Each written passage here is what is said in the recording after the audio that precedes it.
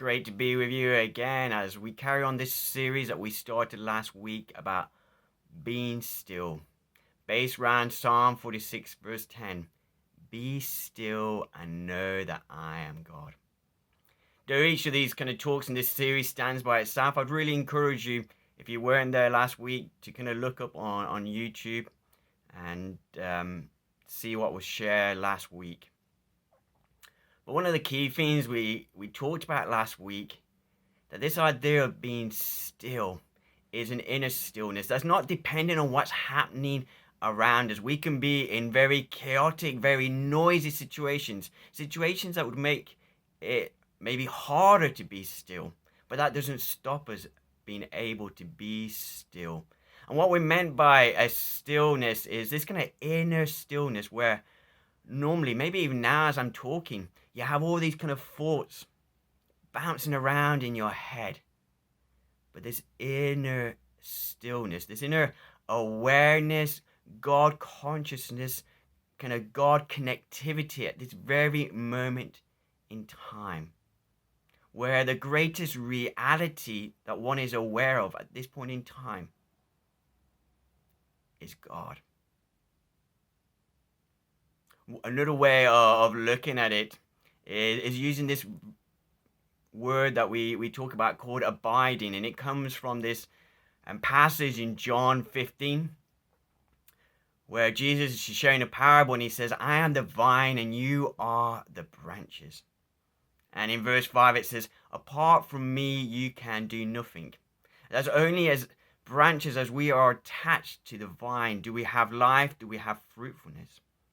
And I would say that the only way that we can abide, the only way that we can outlive this great verse that we also love to memorize, apart from me that you can do nothing, is by learning to have that place of stillness. Because in stillness, we have that connectivity, that heart-to-heart connection, awareness, reality of the presence of God. And as we do that, that reality flows into us and through us.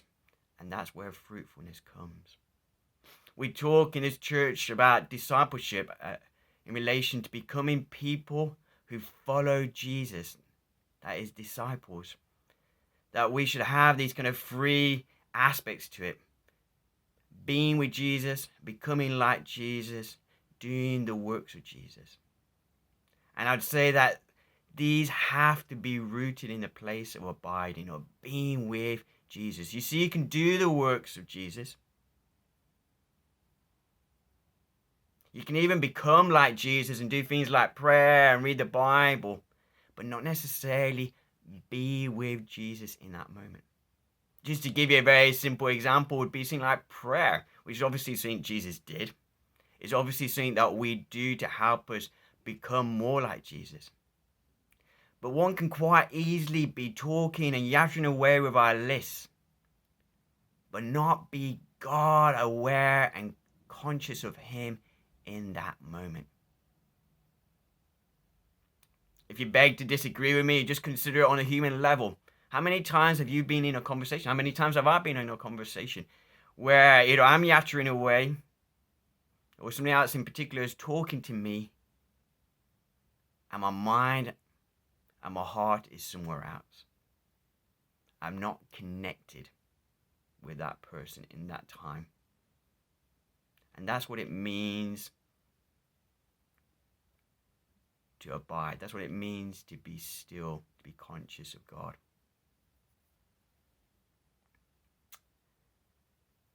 I just want us to imagine as we kind of move on from that and kind of more kind of go into what we're going to be looking this week. I don't know how many of you remember as children where you kind of normally went on somewhere like grass because it was safer. Maybe in the garden. And you used to just spin and spin around. I can't do it now because I just get sick. You know, and you spin around and who could spin the longest, and you kind of like stagger, you know, across the room or the garden or wherever it was. And then eventually if you span really, really fast and quickly, you would fall over. And you might be thinking, what's that got to do with what's doing now? What we're talking about now? I would say that we are still spinning. However, now it's less funny because we're dizzy. I was just talking to somebody this week, and they were just saying, I feel like just everything is just dizzy in a spin at the moment. And I said, that's ironic. That's what I'm speaking about this coming Sunday. You see, when we have all these noises, all these things that are going around in our head, all these things from the past, the future, all these things that are momentarily distracting us, we're in a spin, and we need to learn how to be still in that. I was thinking I could define stillness as spinning without getting dizzy. You see, sometimes we have to be in those situations where we're bombarded by things around it. And God is not calling us necessarily to be monks, but He's calling us to live our lives in this time, in this place, in this season, from a place of stillness. God conscious, aware of Him. Where all the other things around us which are spinning, we learn to just be still in Him. Maybe a way of looking at it is, I looked for my compass I used to have as a Boy Scout. I know I have it somewhere, but I couldn't find it. If not, I would have brought it here as a visual illustration. But if you're aware of a compass, you can shake it as much as you want. But when you bring it down, it will begin to very quickly point to magnetic north. And that maybe is a way of looking at stillness. Our hearts are like a compass where we get shaken. But we have learned over time and through discipline, and we'll talk about some of that a little bit later on, to come to that place where our hearts very quickly just come back to God. And we are centered to Him. Our whole being, our whole mindset, our whole way of looking at life comes from that place of being centered in Christ. And I know that's hard. Maybe even as I've been talking, your mind's been bombarded. Maybe we talked about last week about creating these pauses in our life. And you tried it, and it's been difficult. Yeah, your mind is so easily gets bombarded. Let's maybe just even now begin to just slow down and just still our minds and bring our minds over to God. Maybe just repeat this. Jesus, I love you. If it makes it easier, just close your eyes and just say, Jesus, I love you. I worship and adore you. Father, I love you. I worship and adore you. Holy Spirit, I love you. I worship and adore you. And in that moment, hopefully you're just beginning to get aware of God. And what I mean by that is that your focus is in on God.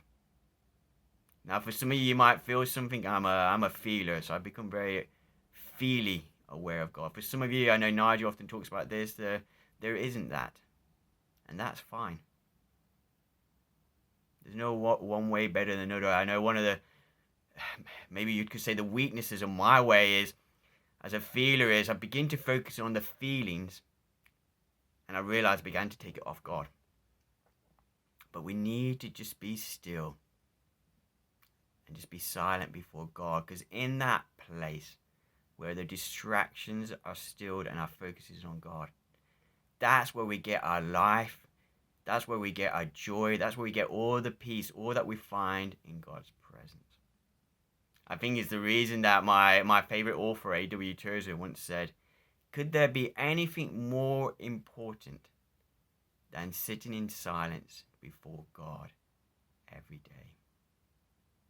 And I think he was talking about physical silence, but as I mentioned last week, sometimes that's hard to do. This week of homeschooling with 3 children at home is hard work. Even just trying to record this message, trying to find a gap when it's all quiet, has been hard work, let alone just being still before God. But silence, inner silence, is ultimately a state of the heart, of stilling ourselves. And there's many ways of looking at stillness, but the focus I'm going to do today is one way of stilling our hearts and minds is by giving our attention to one thing.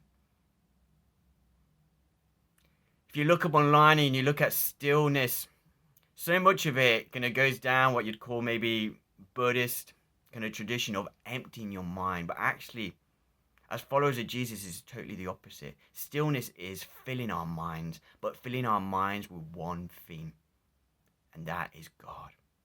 Making our attention one thing, and that is God. Because that is ultimately what will bring us stillness. To use that illustration again, or spinning by a different situation. See, there are other people that spin and they live in some ways using our illustration in a life of spin, but do not get dizzy. And they're called ballerinas. And if you know anything about it, I'm not an expert, as you could, not surprisingly, I don't exactly look like a ballerina. The way that they stop getting dizzy is they focus in on one thing. And as they go into the spin, the last thing they look at is that point, reference point. And the first thing they do when they come out of the spin is to focus in on that. And that's what stops them getting dizzy when they spin. And that's how we can be. See, stillness is having that one focus. The Bible talks again and again about lifting our eyes up to the mountains. You know, we have verses about like Psalm 27 verse 4. One thing I ask of the Lord, one thing I seek. And that is you. That one thing. But the verse I want to look at today is Psalm 25 verse 15. And it says, my eyes are continually towards the Lord. A lot of other versions says, my eyes are continually on the Lord. So one way of defining stillness is having our eyes continually on the God. You see, where we put our eyes, what is the focus, our attentiveness, is crucial to being still. As I've been thinking about this talk for a week or so, the question I've been asking myself and ask you is, what do we give our attention to? If we're given space and time, what does our mind drift to? And it can be a whole load of things if we are honest. Again, my favorite author, this is my last quote from him today, A.W. Tozer said, when my mind is free to think about whatever it wants, what does it think about? That will determine what I will become. Wow. What you're free to think about, you will become. What do we really look at? What do we really give our attention to? I don't mean just a kind of casual glance. But what do we really look at? What do we really fix our eyes upon? You see, whatever you fix your eyes upon, you receive from. It's a bit like this screen. As you watch on TV, as you look at your phone, you receive from it. See, our mind is a bit like a satellite. Whatever we point it towards, we pick it up. Or another way, maybe it's like radio wave. Whatever we tune into, we pick up from, we receive from. And David in that psalm is challenging us to have our eyes continually towards God, towards the things of God, towards Him. Because as we give our attention to God, we will receive from Him. When you look at God, you receive from Him. You see, whatever you gaze upon, it leaves an imprint upon you. Over Christmas, we decided to take out, I don't know if it was free or reduced 1 month Disney Channel. The children wanted to look at what's called the Mandalorian series, a kind of spin-off on Star Wars. And Katie wasn't really into it, so I thought I'd watch it with them. But I soon realized, if I watched those things in the evening, they just imprinted themselves. It wasn't like necessarily bad, but I had those images going through my head. Or sometimes, maybe you found this, you kind of listen to a song and that song kind of follows you through the day. And again, I'm not saying that bad, but I'm making a point that what you look at, what you listen to, what you give your attention to, leaves an imprint upon you. Eyes are important. We're told in the Bible, and even just recent kind of philosophy and modern psychology says, the eyes are the doorway to the soul. What you look at affects you. What you look at gives you life or drains you of life. The reason why so often we don't live life in all its fullness is that we haven't learned to take all these other things that have imprinted themselves and upon our minds and learned to bring that place of stillness where our focus is totally and utterly in on God. To give our continual focus to Him.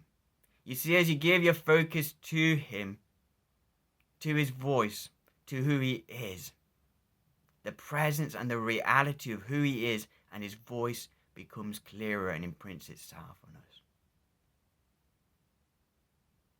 So David challenges us, and I challenge myself and each one of us, that stillness comes by learning to fix our eyes on one thing, and to fix our eyes continually upon God. And continually means perpetual, I looked it up, fixed, unending, uninterrupted. And I don't know about you, I'm not there, I'm so easily distracted.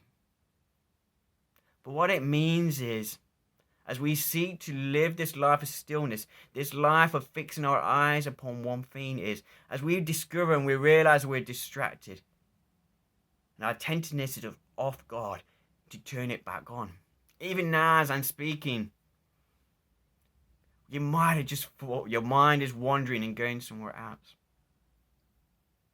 Let's just bring it in to fix our eyes upon God, just to acknowledge Him right now. Let's just do that again and say, God, I just acknowledge you right now. I just invite you into this time and this place. I turn my heart's focus and attention to you. We need to set our eyes and our gaze upon God. That creates inner stillness. And I know it's hard. It's like learning to drive. If you remember to drive, you had so many things you had to do at the same time. Clutch, gear, mirror, and trying to do all these things at the same time. And that's really hard. But after a while, it became easier. You see, more you do it, the easier it becomes. I was talking this talk through with Daniel and saying that we were going to end it by singing a song, fix our eyes upon Jesus. And I was trying to explain it to him, this idea that more and more as we look at God, create this lifestyle of stillness, the easier it becomes. You become more aware of God. An example I gave him is that our eyes focus in on those things that we set our attention on. So if you know my son Daniel is really into antiques, particularly and blue and white china. He said to me, if I'm speaking and I use him as an illustration to tell people, if you ever have any blue and white china you don't want, he will have it. He's obsessed with it. He's always going around charity shops looking for it. And I said, Daniel, because that's your focus and your attentiveness, I said, I could walk past a charity shop. The average person could walk past a charity shop and they wouldn't see that blue and white china. But I said, you would, because your heart is set upon it. The example I gave for myself is those who know me, I'm passionate about sharing Jesus with Muslims. And I can be in like Chandler's Ford's big Asda. And if I see a Muslim, well, I don't do it so much now with social distancing, but bang, my focus, I am aware of them. Now, the average person wouldn't be. Why? Because my passion is to share Jesus in particular with Muslims. And that didn't just happen overnight. It was something that grew and developed in me, the same as Daniel's passion for blue and white china. And as our passion and desire grows for God, it is hard at first, but more and more we do it, more and more it's easier for our hearts to notice and press in on that. So just to finish off with some real practical stuff. Because all well and good saying that stillness comes from fixing our eyes upon God. And how do we do that? Firstly, is just creating those moments to begin to still ourselves. Last week I talked about just fasting from your phone, maybe just waiting a little bit longer before you look at it. Maybe not feeling like you have to keep checking in on what's happening or what's that message that just beat on your phone. And here's some of the things I've been doing. I've just been trying to wake up to God. I was reminded of a prayer that some of the guys from Catch the Fire, a church up in London, used to come and speak in our church. And they had this prayer they used particularly in the morning. God, be more real to me than anything else, than anyone else. And I've just started trying to just pray that, particularly in the morning. I kind of had on my phone, I have this app called Pause. And it sends me a message at 10 and at 2. So you can set some things, you don't need to have that app. You could just set your phone or an alarm just to do that. Or you could just keep yourself accountable with somebody who kind of sends you a message at a particular time and just pause. So set some set times. The other thing is just to have and change some of the things that you have in your normal routine and turn those into pause moments. Moments when you still yourself. Maybe if you got babies, when you're changing a nappy. Maybe as you waiting for the car to kind of warm up and kind of defrost. Maybe as the kettle's boiling, when naturally you might look at your phone, or naturally you might do something else. Just create that moment and be still. And do like we've just been talking about, and just say, God, I just welcome you into this place, into this time. Maybe you've just been practicing that and you kind of think, I'm creating these times, but man, it's just really hard. These things are just bouncing around in my head. I would encourage you to keep pressing on. Henry Newon, a writer, he talked a lot about kind of solitude and stillness. He said, it's really hard when you try to create stillness in your life. You see, it's a bit like you had a house, and it used to be that anybody that knocked on your door, you just welcome them in. And now you're not opening your door, but people are still coming and knocking on your door, expecting you to let them in. But he says, as you keep that door shut, people just learn it and they knock on your door less and less. Well, what does that mean? You see, when we haven't been living from a place of stillness, we just kind of let our minds be bombarded with all sorts of things. And so when we say, no, I want to be still and focusing on God, not surprising, these thoughts keep coming. But Henry Newon encourages, keep going, because it will become easier. One last kind of illustration and kind of discipline to help us is something called breath prayer. I've talked about this before. Just a way of stilling. And it's called breath prayer because you're focusing on your breath. I think they say you need you can take 8 seconds to breathe in and out. If you need less, go for it. I don't want you to kind of be out of breath, but just kind of breathe in slowly. And breathe out. And just focus in on the breath. And then just as you breathe in, you can have a very simple prayer. Some people would call this the Jesus prayer. Just say something like, Jesus, I love you. And have the Jesus on your breath in, and I love you on the way out. And there's lots of variations on it. Whatever you want is you want a short sentence or a short phrase so you can actually say it with your breath in and your breath out. And more you do it, more and more it naturally becomes a bit like that compass, or a bit like a homing pigeon, that wherever you put them, they can find their way home. And I really believe that God's calling us to kind of come home and to fix our eyes upon Him. Too many of us, and I include myself, have too often live in a place of spinning and we're dizzy. And we stagger around from situation to situation, person to person, day to day.